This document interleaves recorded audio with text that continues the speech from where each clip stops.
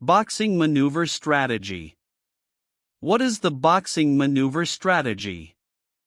The boxing maneuver is a military strategy used to box in and force an attack on all sides at once. It is a type of defensive strategy that involves using strategic geography, usually in a narrow area, to concentrate the enemy into a confined space and then surround them with superior forces. It can also be used offensively to encircle and isolate an enemy force. What are some examples of the boxing maneuver? Some examples of the boxing maneuver in history are the Battle of Cannae, 216 BC, where Hannibal's Carthaginian army surrounded and annihilated a much larger Roman army by using a double envelopment tactic. The Battle of Stalingrad, 1942–1943, where the Soviet Red Army encircled and trapped the German Sixth Army in the city, cutting off their supply lines and forcing them to surrender. The Battle of Chosin Reservoir, 1950, where the Chinese People's Volunteer Army surrounded and attacked the UN forces, mainly U.S. Marines, who were advancing towards the Yalu River during the Korean War. What are the advantages and disadvantages of the boxing maneuver? Some of the advantages and disadvantages of the boxing maneuver are: advantages.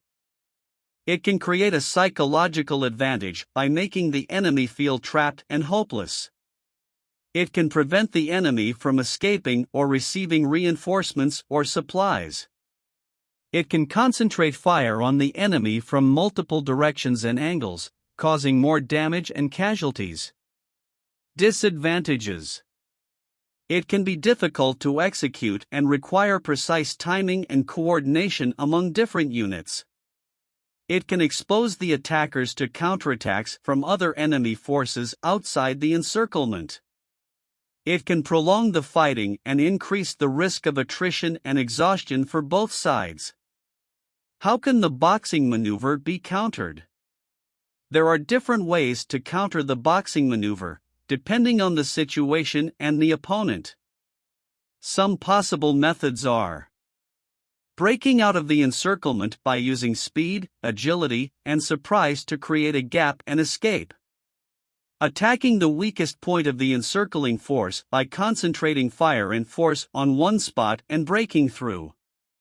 Forming a defensive perimeter and holding out until reinforcements arrive or a relief force breaks the siege. Negotiating a surrender or a truce to avoid further bloodshed and casualties. Subscribe to our channel to get more military knowledge.